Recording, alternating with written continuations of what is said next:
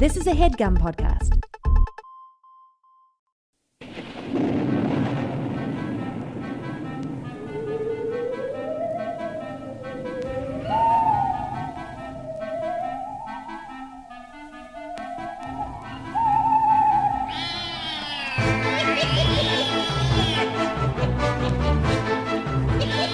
Hello and welcome to the complete guide to everything.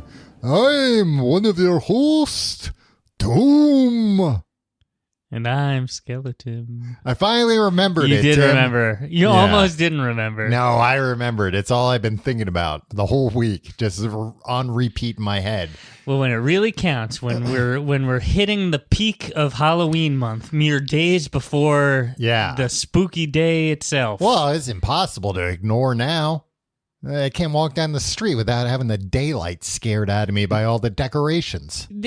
Your neighborhood isn't like super decorated, right? No, not really. Mine, Tom, thousands of skeletons. It's bones as far as the eye can see.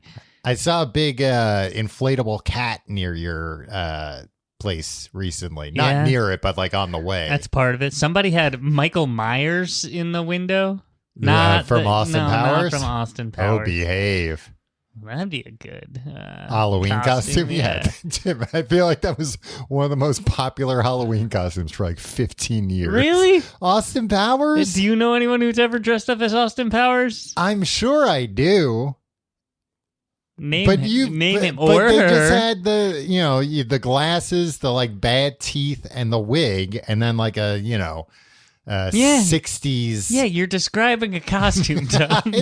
But I'm just saying it's like an easy costume to put together, and then everybody knows what you are. Right. Yeah. But so there are a million things that you can say that for. But he was also the General Norman Schwarzkopf. You just need to... No, because you wouldn't be able to differentiate. Husky.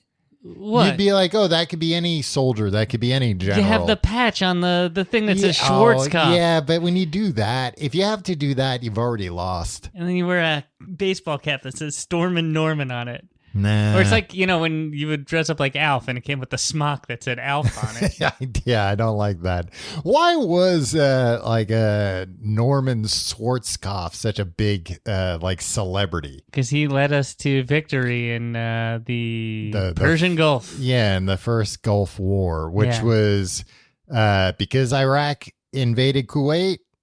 Yeah, I guess. I don't know. Yeah, or at least that was the yeah. I don't know that much about it. I was too young, but old enough that it was like everybody was like, "Hey, look at this! What a great guy to aspire for kids to aspire to be." The General Norman Norman. Yeah, and I feel like maybe because that was like a relatively very quick war. I feel like once America started getting into these wars that dragged on for decades, we stopped hearing about the generals.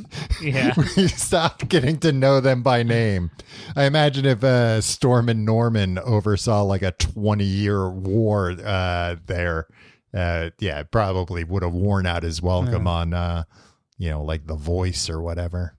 The Voice? Yeah, maybe he comes on there as like a celebrity judge. That's a good idea. I've been seeing a bunch of not a bunch. Somebody I know, Tim, a friend, is on a game show currently. Okay. Is on the game show The Floor. The Floor. Yeah, she's already taped it. So I don't know the outcome, but she's she didn't tell you? No. Some friend. Well, I would never ask, Tim. That's, the kind of NDAs they probably make you sign. But anyway, we watch that every week. So that means every week I get to see the last 5 minutes of The Masked Singer. Mm-hmm, mm-hmm. Have you ever watched that show, The Masked Singer? Speaking of Halloween. I've seen the last 5 minutes a few times. Oh, before you I've watched never The seen, Floor? I don't understand what the other 55 minutes is before the reveal. It's, I assume it's the performances. Right. But even still, right? Because it's like... So they have these guys dressed up like monsters, I think? celebrities dressed up like monsters or something. Yeah, I don't know if there's even themes. Like they're dressed up like something. But every week, do like all the celebrities sing a song? Yeah, I think they each perform, and then the lowest voted one gets voted off, and then that's how are we voting? The judges vote. As for who sang the worst? Who sang? I think they who's just the least talented them. Singer? I think it might just be. I've never seen again anything outside the last 5 minutes, so I'm not sure if it's like a scoring system, and then it's just at the end whoever has the lowest score. Yeah, but is the premise like? We're getting rid of get to the top, the best singer. The best singer. Yeah. Okay.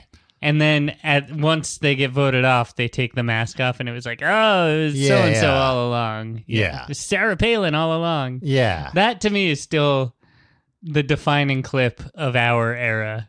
Sarah Palin on her taking her mask off and everybody like dancing.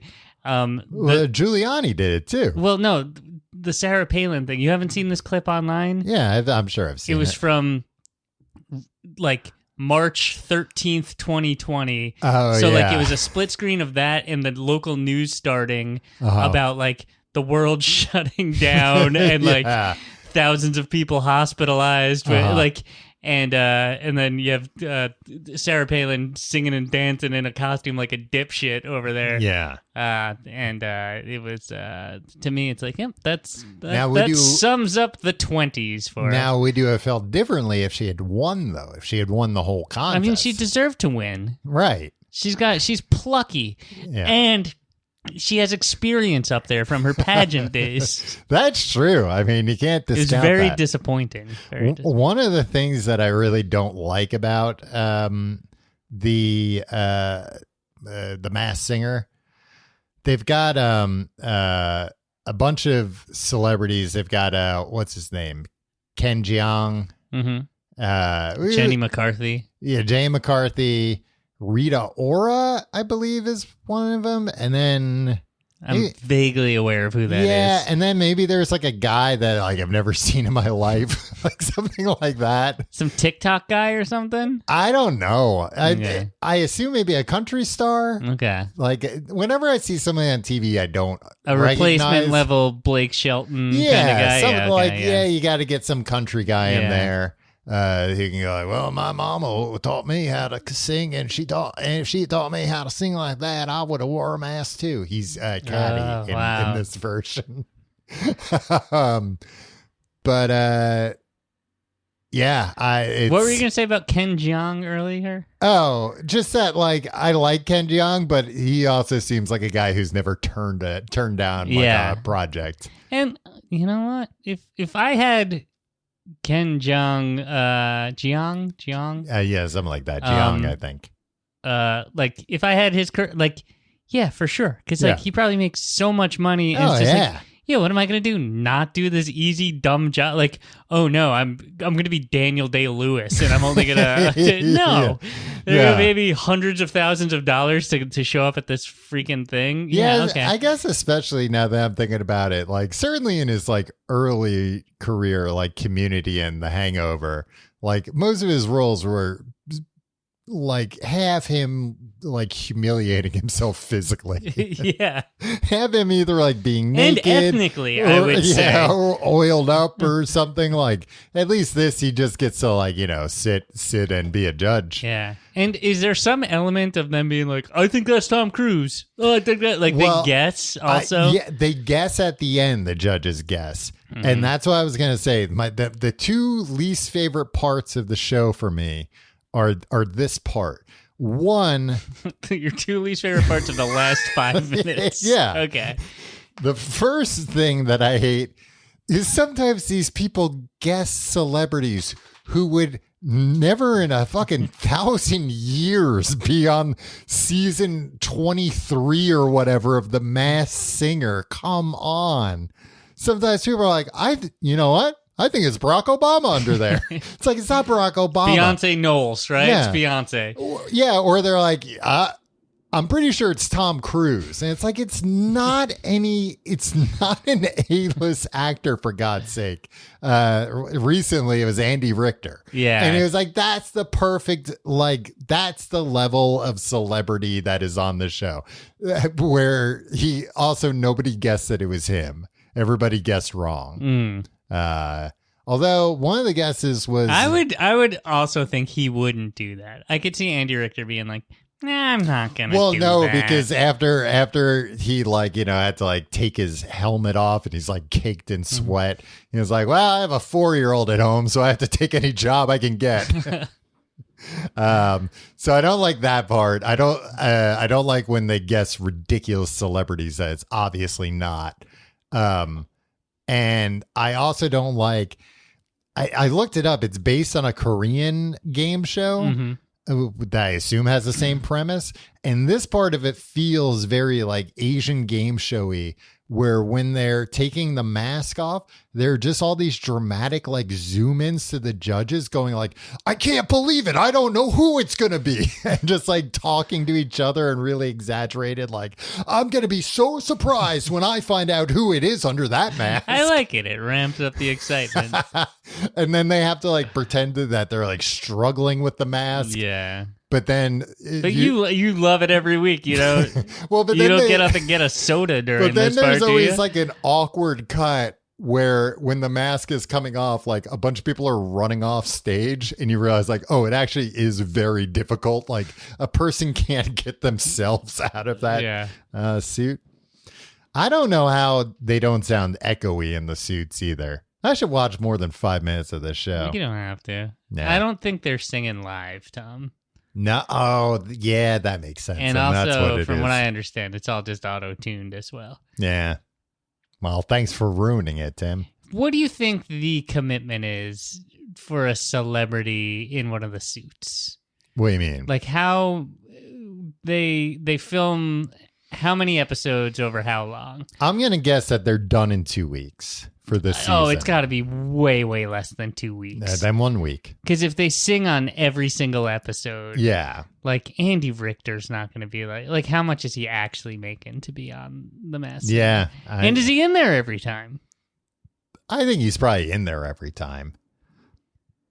I mean, he is. So he's like, how long are the seasons? 15 episodes? I guess. I don't know. I've never made it to the end of the season. I've never seen the beginning of the show, and I've never made it to the end of a season of it. So right. But I think there's only like 2 or 3 contestants left. And I don't know what that means. I don't know if they're singing more songs, if the show's shorter. Like maybe I'm going to tune in 1 week and I'll see a whole episode because it'll just be 5 minutes long. They'll be down to the last contestant. But a lot of questions, a lot of unanswered questions on season 23 of The Masked Singer. Speaking of wearing masks, really cool costumes though on the show, like genuinely impressive costumes that people make, like professional people, like professional costume makers must make cool these. Right? Yeah, it's Hollywood, baby. It's like that's the one part where I'm like, all right, that I have no complaints about. You did a good job on those costumes. I like costumes. Yeah. I don't really like costumes, I guess. I like Austin Powers. Does anybody come out as Austin Powers? No, because it it has to be like a suit, you know, your identity has to be completely concealed. Yeah. There's one where it's John Elway, and I think he was like in a little motorized cart or something inside the suit too. He was in a cart inside the suit? Something like that. I think he was too big, so they had to like have him sit down in the thing. Also, like everybody guessed football players, but not him. Which I was like, that stinks. But I don't know. I wouldn't recognize John Elway's voice. It's not like they guess based on like athletic prowess or anything. I'm telling you, they're guessing like the most famous people out there. So if I was John Elway, I'd be like, oh, I guess I didn't make the cut. Yeah, and that's why you're on The Masked Singer. Yeah, he looked like he was having fun. Yeah, hey. So hey, something for the grandkids to watch before bedtime. Am I right? Does he have grandkids? I thought you were going to ask if he has a bedtime.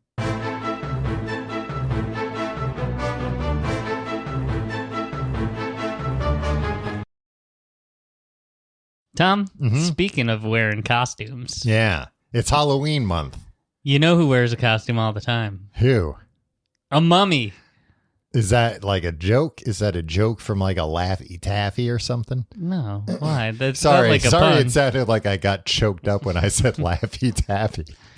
Well, you know. Mummies. Ever since your doctor told you couldn't eat Laffy Taffy anymore.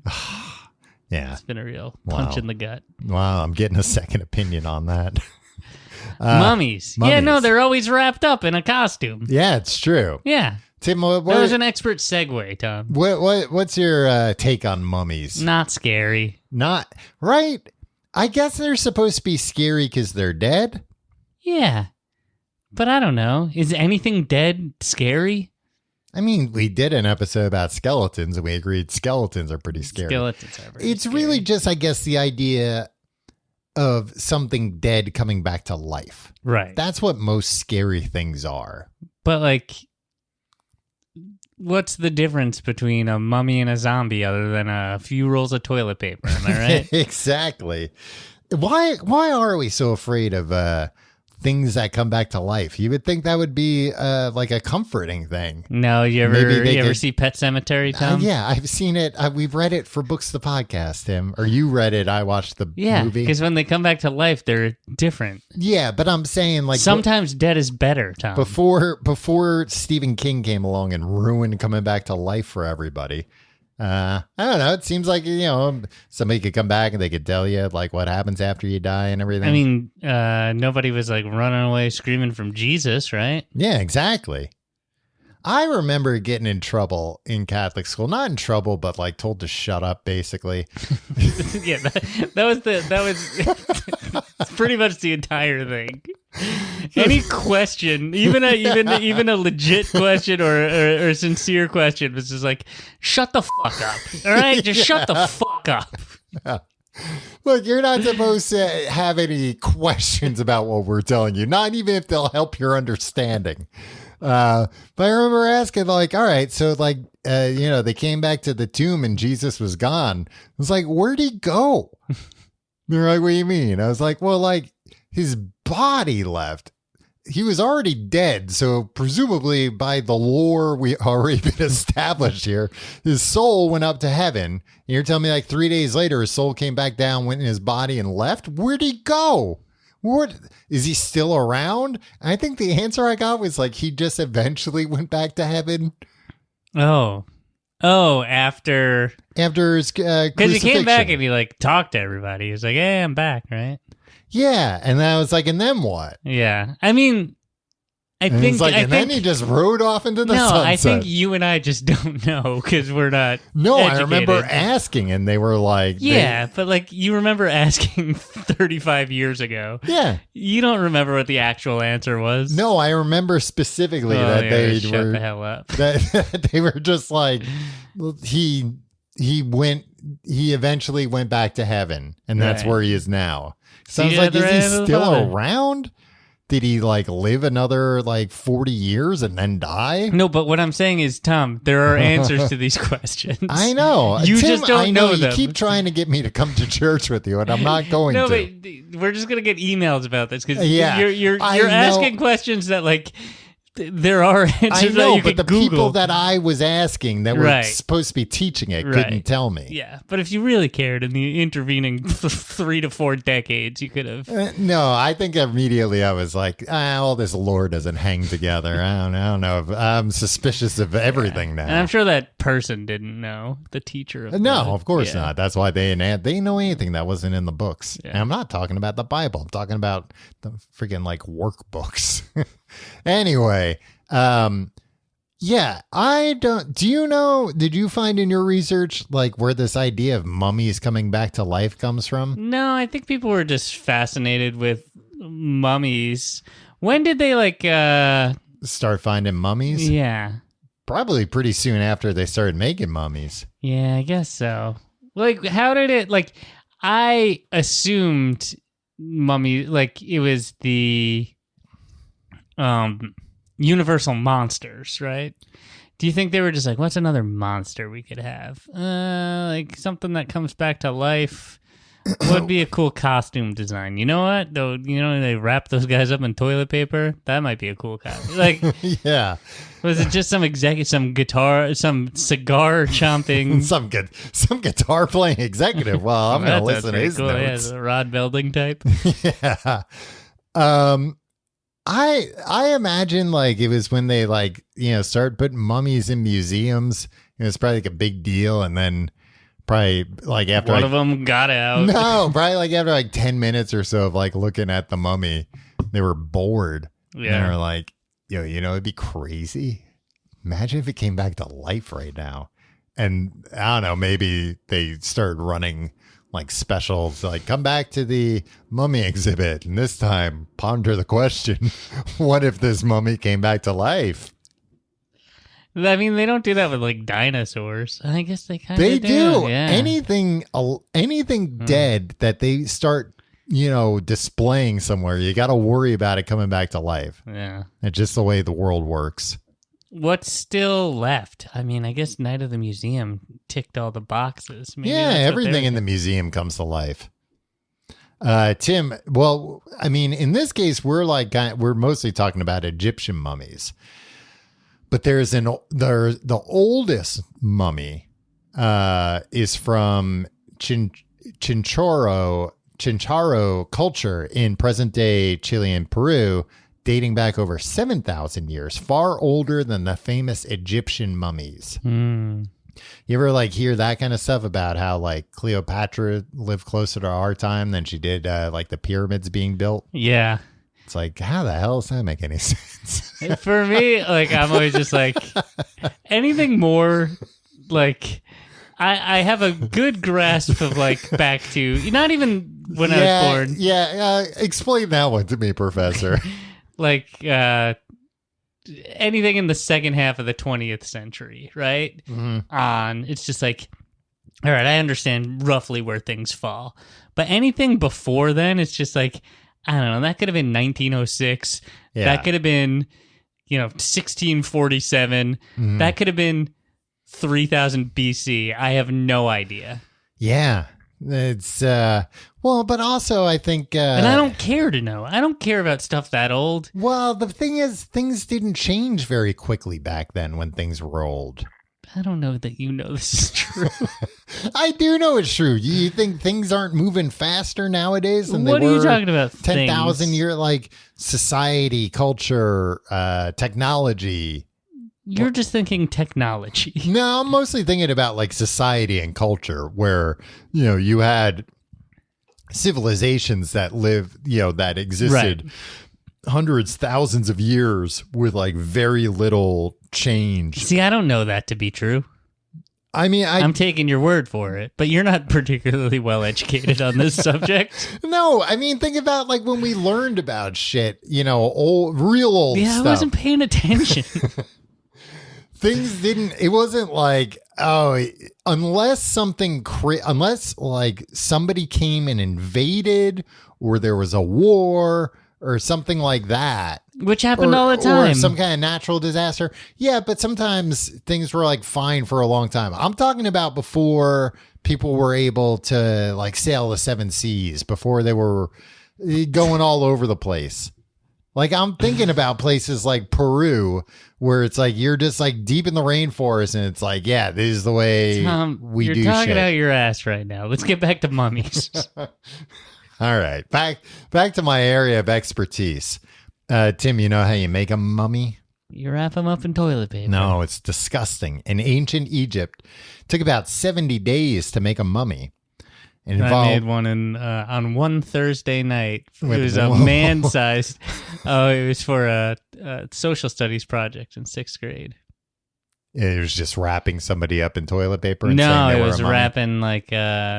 we cut a big thing out of a refrigerator box. Oh. And it was like for a report on mummies, me and Chris.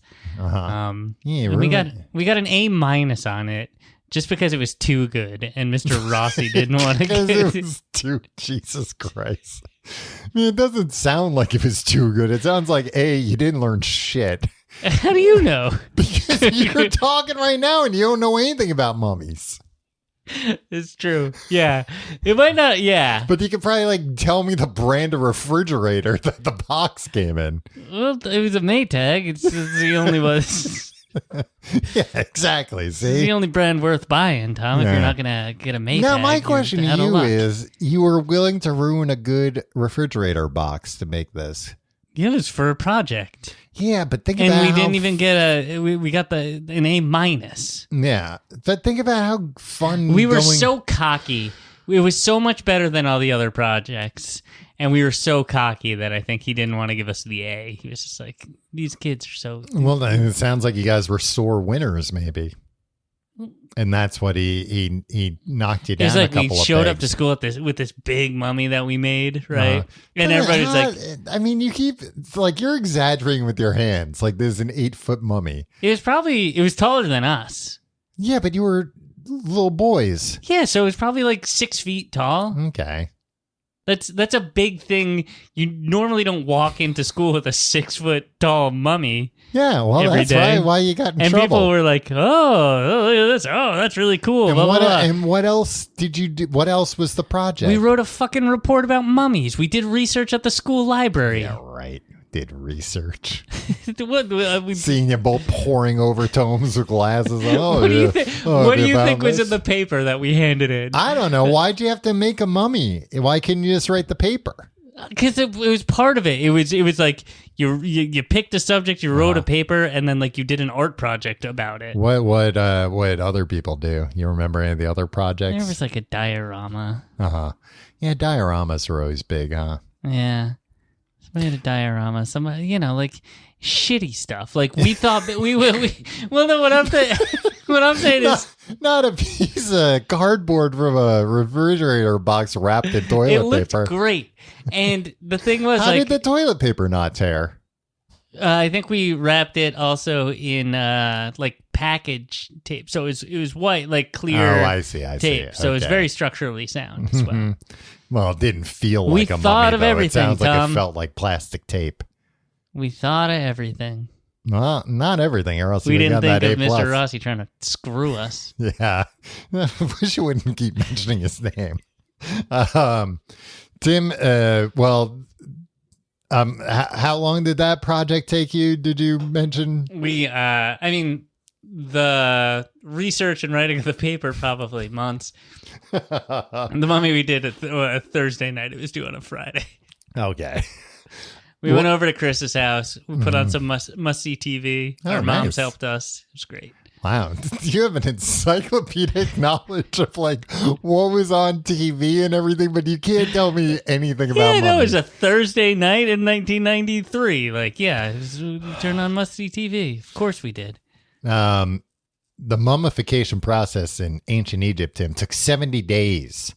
And it involved removing the internal organs, drying the body with natron, a type of salt, and then wrapping it up in linen. The heart was often left outside or inside because it was considered the sect of intelligence and emotion. That's interesting. So they used to like equate the heart with intelligence. Yeah, they didn't know much, huh? Yeah, probably. And then one day somebody got hit real hard in the head and they were like, oh, that's where everything happens. Okay, got it now. Put that in the notes, Charlie. But I guess they were making, you know why they were making mummies? It was like something to do with going to the afterlife, right? Yeah, I think so. Or Egyptian. Again, did either of us do any research here? If I could get my hands on that paper that Chris and I wrote, yeah, then you really might be able to to break some stuff down. I'm like, I have in my notes about natural mummies. They removed the stuff through the nose. That part I remember.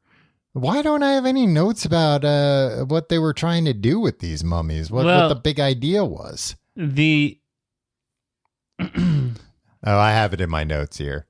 The issue was they believed that essentially there would be no afterlife, right? Unless the body was kept intact. Ah, yes. So Oh, and I guess even if like, you could be partying in the afterlife for like 1,000 years, but if somebody breaks into the tomb and, smashes up your body or whatever, it's party over. Are you in heaven and like it's like the picture in Back to the Future? You're like, oh no, someone must be messing with my corpse. Somebody's smashing up my corpse right now. Yeah, you slowly become transparent. Yeah, I'm guessing that's why. Like, Jimi Hendrix is like, oh no, the jam session is ending early. Oh, you were in heaven doing a jam session with Jimi Hendrix. Yeah, Jimi Hendrix and King Tut. Yeah. And Jim Morrison. That's a power trio. Kurt Cobain. Yeah, I guess that makes sense. And that's like why they were in tombs and everything. That was like, we really got to protect these things. Yeah. What do you think about them then taking these mummies and putting them in museums? I don't care. I mean, it's cool. I don't know. It's gross, maybe. Did you ever see that bodies exhibit? Yeah. Oh, Tim, I'm sure I talked about it on this show. But it was a long time ago. But going to the bodies exhibit was like the closest I ever came to passing out in like public. Oh, me too. I had to leave. I had to walk out and just sit on the curb at the South Street Seaport. It's just like I had to sit down. I was like, really? Yeah. You know what it was for me?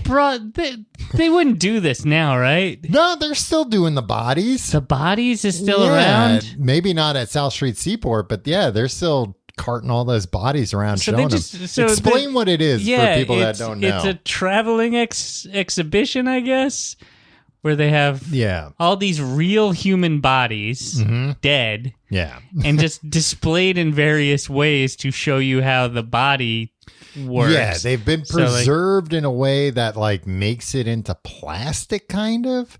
Like makes essentially mummifying them in it like in turns the ways. Muscles and bones into plastic or something like that. It's a lot of muscles and bones is what they're showing you. Yeah, but organs. like there's like they're displayed in different ways to highlight different parts of the bodies, different systems within the body. Also like this is what it looks like when you're playing tennis. Yeah. But then did you see the one with the brains like chopped up? That had suffered strokes and in like different stages of stroke and like on real brains like that are chopped in half. I don't want to. Yeah. I didn't like it. Yeah. I didn't like it. I didn't need to know what a wiener with the skin pulled off it looks like while you're, I don't know, like shooting hoops or whatever. That was pretty cool, actually. No, but I almost passed out because I was looking at one of them and I noticed that there were some hairs around a butthole. And you were looking way too closely. I know. It's on me. But like the room started spinning. I don't know what it was about that, but like, holy hell, that did it. Like, it was just like, maybe it was the confirmation of like, there's no way they would go. If these are fake, there's no way they would have that level of detail. So it just like really hit home that it was bodies. Then it came out the procurement of those bodies wasn't necessarily ethical. Yeah, like they're Chinese prisoners, some of them, they think. And or they're like, we don't know where the bodies came from. They came from a variety of sources. They just got here. We just put them on. They already had all their skin pulled off when we found them. But yeah, I never liked that. Have you ever been to... they've got a mummy, Tim, right down the street at the Brooklyn Museum. Oh, no, I've never seen that. The Brooklyn Museum seems too boring to me to ever want to go to. No, the Brooklyn Museum is fun. Is it? I like the Brooklyn Museum. They've got like a big Egyptian exhibition area. And one time I was in there looking at the mummies and it was late and I... like turned around and there was like nobody in there and I thought for a minute I've been locked in the museum with the mummies. It's terrifying. Would you have been scared if you got locked in the mummy room, or would it have been just as scary if you were like locked in like, I don't know, a room with like regular art in it? I'm just saying, are mummies scarier? Yeah, I'd be more scared with mummies than I would. Yeah, you're afraid of like ghosts and stuff. Yeah, I'm afraid of ghosts and stuff. I'm a man with a brain, Tim. Of course, I'm afraid of ghosts. Well, I was trying to find where do I have in my notes here about like I guess kind of where some of this stuff comes from.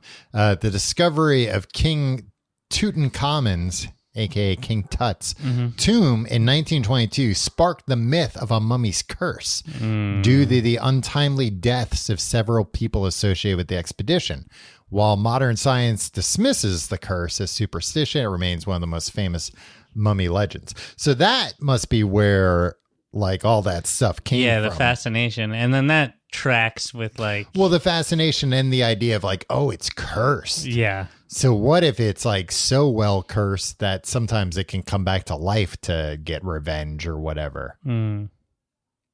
Scary. Yeah. Scary stuff. You know, I gotta admit, I've never admitted this before. That King Tut song that Steve Martin did. Yeah. I never found that funny.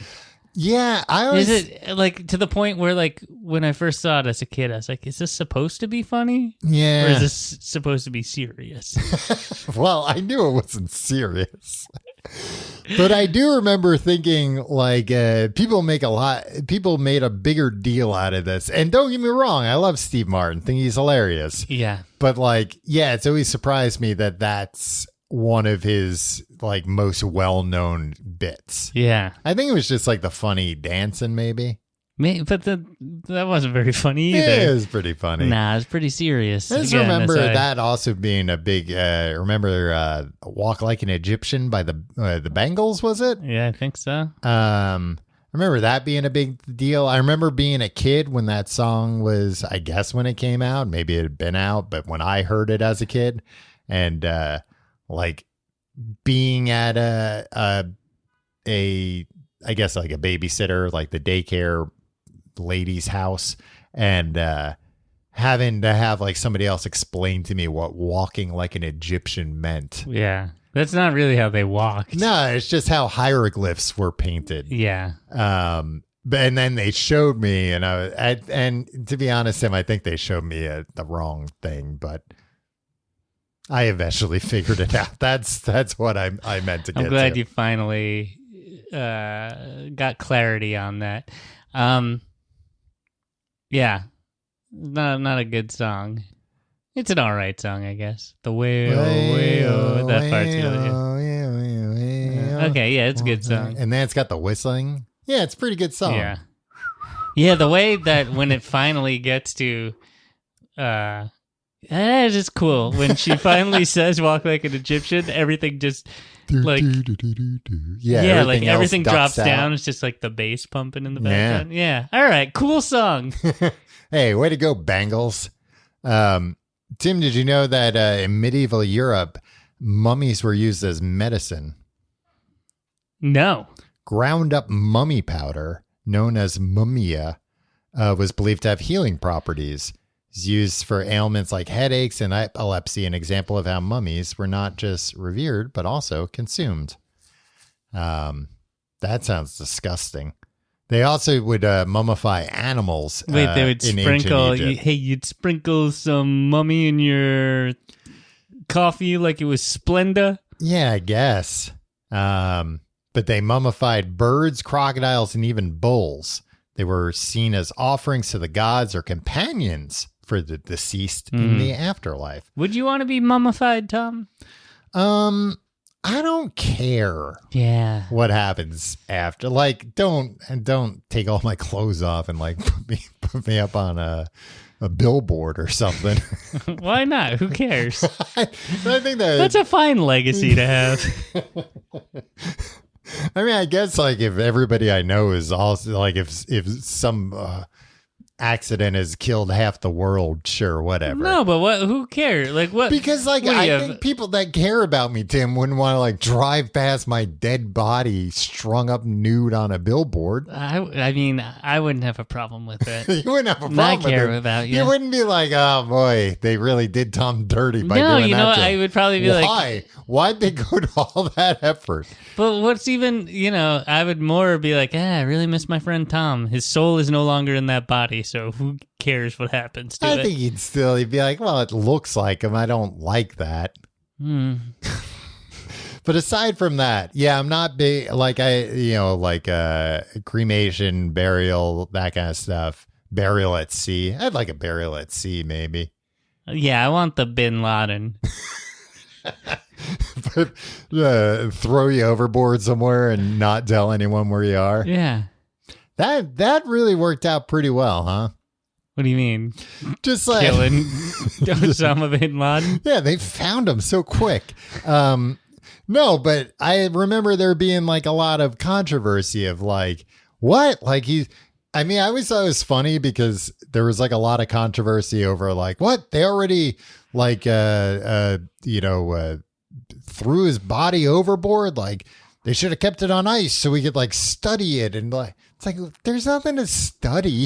He's not like an endangered species. It was a guy and now he's a dead guy. There's nothing left to learn from him. Yeah. Throw him overboard. I mean, Cy Hirsch would disagree with you. He claimed that the story that we got was nothing like the actual story. Oh, what did they say the story? So I don't know who that is. He's a famous investigative journalist that everybody thinks kind of went batty in the early 2000s. And I forget what the thing was, but it was essentially that like, oh yeah, no, like his body is in Washington, D.C. somewhere. It's like...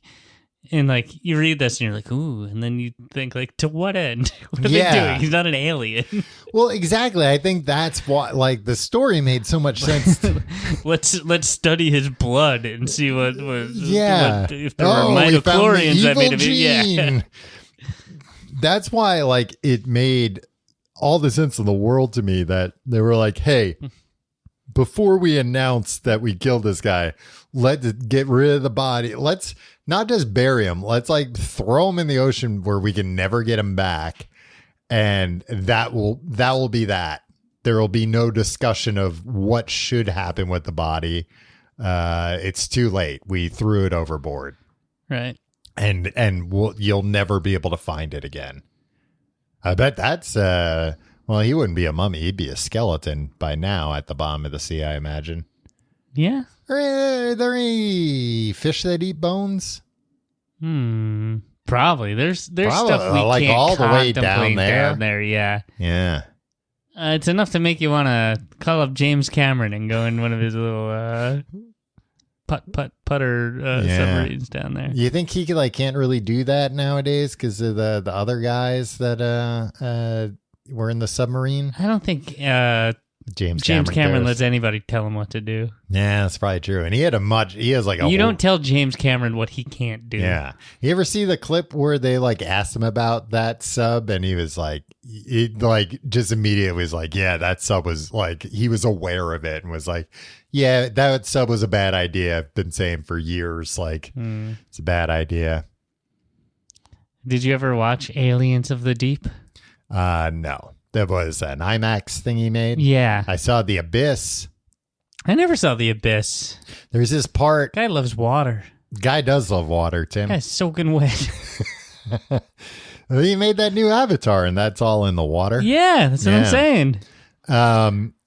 Yeah, I all I remember about The Abyss, I saw it as a kid, is that there's some kind of thing where they can't breathe or they can't go out in like suits into the abyss because the pressure is too great. So they have this like breathable liquid that they have to fill the thing up with.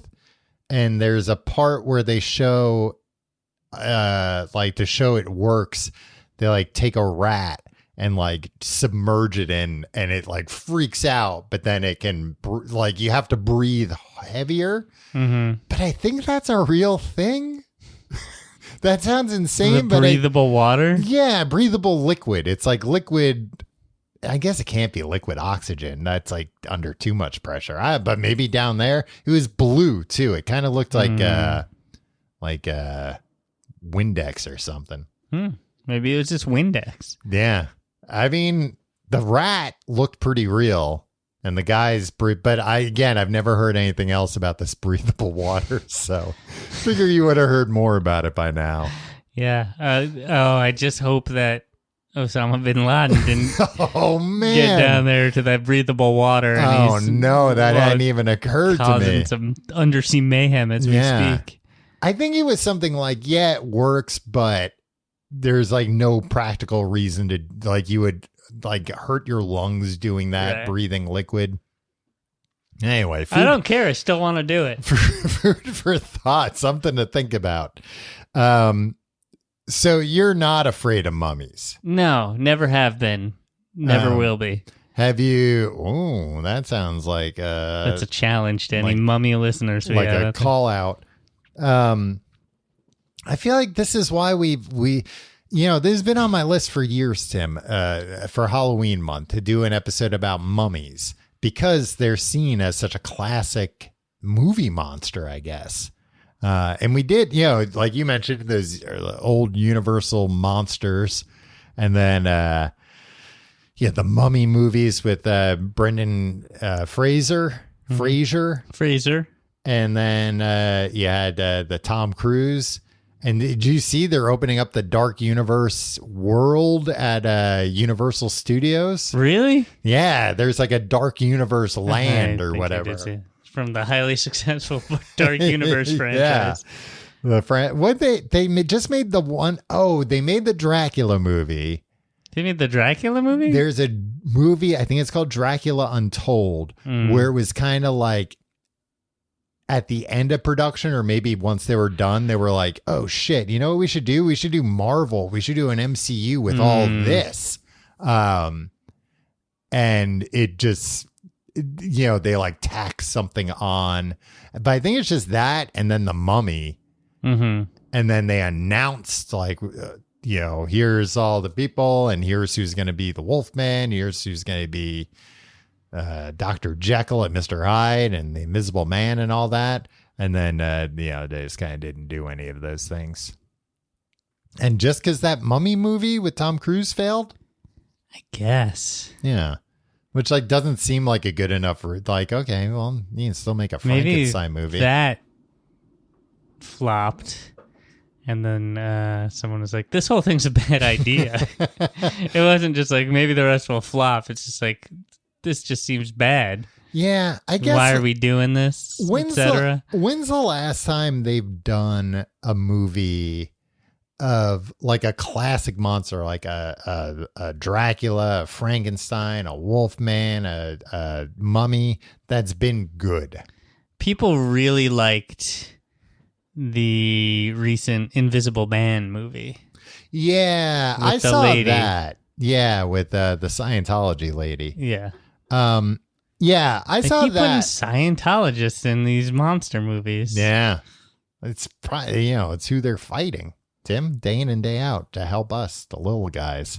Yeah, I remember seeing it. I remember thinking it was pretty good, but it was like a thriller. You know what I mean? It was like kind of like a home invasion type thriller of like she's being like stalked by an invisible man. I think the invisible man's like her abusive ex or something. Yeah. So it didn't seem like oh man, I can't wait to see him team up with the Wolfman. Like it wasn't really, it didn't really fit seemingly what they were going for. I am curious what those pitches were though of like, that they had the guys down in numbers run all the numbers and they were like, once we get to doing the Avengers team up movie of all these monsters, it's going to be amazing. And I'm just like very curious what the hell that would have looked like. Yeah. Would they have had all the monsters teaming up to fight like some other new threat? Probably, right? I don't know. What was the deal with AVP? Alien vs. Predator. Right? No matter who wins, we lose. Yeah. Like that was like... Oh, just maybe all the monsters fighting each other. Yeah. That'd be fun. Would it be fun? I don't know. And It'd be also, a fun, like, video game. Yeah, and also Tom Cruise wasn't the Mummy. He is, just like... No, I think the twist at the end was like, ooh, now he is the Mummy. Oh, then he became the Mummy. But look, you're not going to hire a hunk like Tom Cruise just to cover him up in bandages for a whole movie. Also, Tim, can you not spoil the new Mummy movie? 2018's The Mummy? Yeah.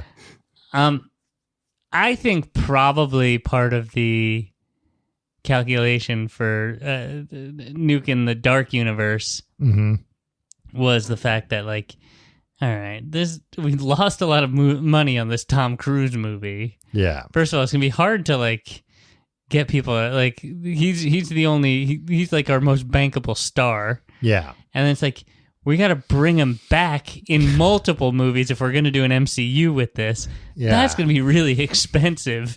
And the first time we put him in one of these movies, nobody wanted to see it. Yeah. So if we're going to keep going down this road, we're going to put all our chips in. Mm-hmm. We're going to commit to giving Tom Cruise a lot of money. Yeah. And that hasn't paid off yet. Right? Like just the Tom Cruise of it is probably enough to be like. But I feel like they also could have.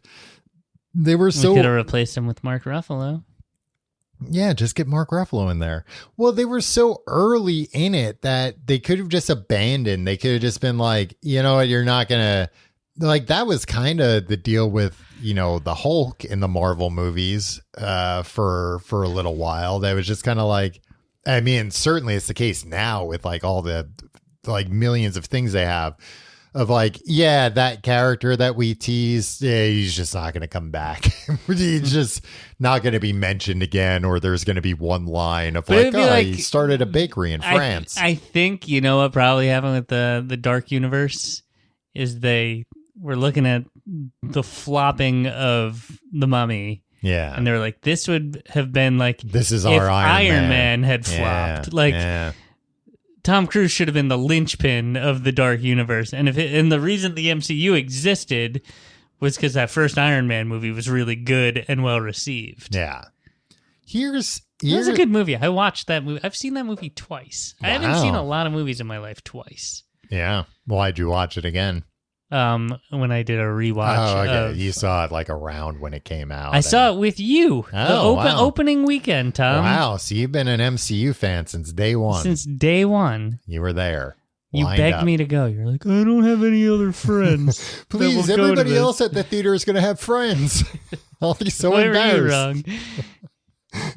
There are going to be so many cool people at these Marvel movies. I need you to come with me.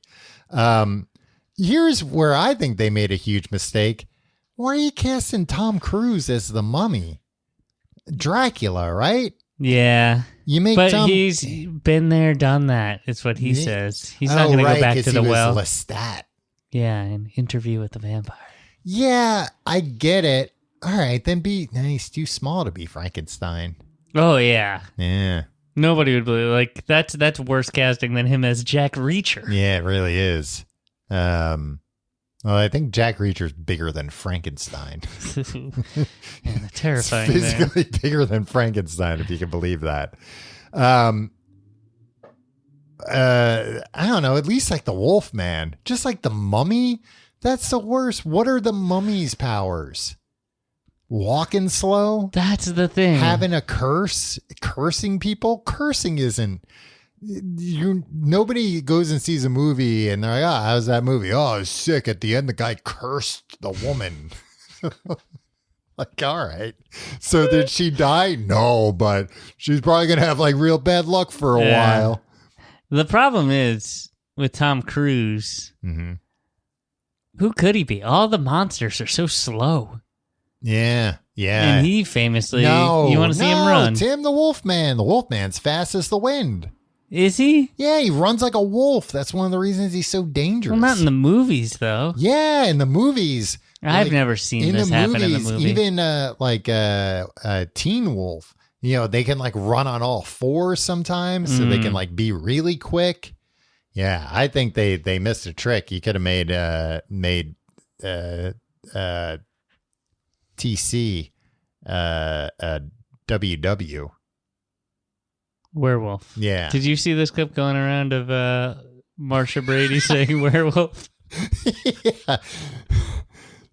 There is an old episode of the Brady Bunch where Marsha Brady says werewolf, but she says it like whoa whoa. She says werewolf. Werewolf. Werewolf. Werewolf. Werewolf. Werewolf. Yeah, and it's like, what the hell? Was that part of the episode? Was it an earlier thing that she doesn't know how to say it? I think they were just like, Whatever. Film's expensive. Keep going. Yeah, you guys knew what she was saying, right? Yeah. You've seen that clip where Greg Brady is stoned out of his mind? No, Tim. I got to get on these forums you're on where all these... You see Sarah Palin on The Masked Singer the first day of COVID. You see Greg Brady stoned in the Brady Bunch backyard. Greg's the oldest? Mm-hmm. And how, you could just tell he's stoned? Yeah, like he has a line that he like giggles through, and then like he's supposed to just like do some business in the back while other people talk, and like he just like grabs something and like looks intently at it, and like it's very much like Stone Van behavior. Obvious. Yeah. I'll have to check out some of these. You'll have to send me a compilation. YouTube.com, Tom. You can find any these videos and more. Wow. I'll have to check it out. This episode is sponsored by YouTube. Find it all. Well, in the place that has it all. YouTube.com. I'll tell you one place you can find fun stuff. TCGTE, Tim. That's where you can .com. The show? That's where you can find our website with links to our social media, our Discord, our subreddit, and most importantly, our Patreon, where I'm reading Hell House by Richard Matheson. Tim, this is episode 3 of Hell House. We're well into the Hell House. We're way past the point where any of these people should still be in this damn Hell House. Yeah. But for different reasons. Greed. Pride. Maybe. Lust. No. Maybe a little bit of lust. I just thought maybe it would be all the deadly sins. Yeah, definitely like, yeah. A lot, but nobody's left the Hell House yet. And I have a feeling that some of these people might be leaving the Hell House in a body bag. Did they have body bags back then? In the 70s? Yeah. Maybe I don't know about the second half of the 20th century either. You can find that at patreon.com/complete guide. I was just reading in my notes too. I forgot about that not only was like, wrapping yourself in toilet paper a good last minute Halloween costume, but that was like a game during like relay races. You would have to try and they probably don't do that anymore because of green. Not very. Because of green. Because of woke. Not very green to, just unravel a roll of toilet paper and throw it out. Pretend to be a mummy for, an hour tops and then throw it all out. Are you being anything for Halloween this year, Tim? A mummy? A toilet paper mummy? Maybe. I might do it the night before. Don't. I mean, if you do it the night before, it's all going to be ripped by the time you wake up. I might be Woody from Toy Story. Oh, okay. My son is being Buzz Lightyear from Toy Story. And he lightly... And you're trying to one up him. You're trying to outdo him. No, one time he's like, oh, and he said like I'd be Woody, and then my wife would be the Slinky dog, not Jessie. No, Woody's girlfriend or whatever. The Slinky dog. Yeah, but mostly my wife doesn't want to dress up like Slinky dog, and how would you? But also, I was like, that seems like the kind of costume where there's like a hat. Maybe. Yeah. Just like a hat with the Slinky dog's face on it. Yeah. It's also like, how dare you not want to honor the memory of Jim Varney? Oh, yeah. The voice of Slinky Dog. That's true. Are you dressing up? Yeah, I've got a hot dog costume right over there, Tim, that I'm going to be wearing all week. Do you... like, do kids care if their parents dress up? Like, I don't remember my parents like dressing up when like we went out trick-or-treating. Yeah. And I don't remember giving a shit.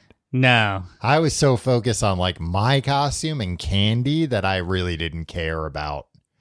I didn't care about like the decorations at home and things like that and what my parents were going to be. It's candy. I don't know. Eyes on the prize. I don't know if this is like, I think that might be the thing where, you know how you hear like a boomer talk about when they were kids and it was like, we were on our own all the time and we'd do whatever the hell we wanted when I was like 6 years old. I felt like Halloween was very much when we were kids, or like, do whatever you want. Yeah, like you guys figure it out. One night a year we have off. Yeah, and I don't think that's the case anymore. So like we look back on it fondly, like nobody gave a shit what I did, and I didn't, ask anything of anybody. It was great, and I don't think that's the. I think there's no areas of life where a kid can just be a kid, except maybe Chuck E. Cheese. You heard it. Kids have ruined Halloween for everyone. It's because of woke. We'll see you next week.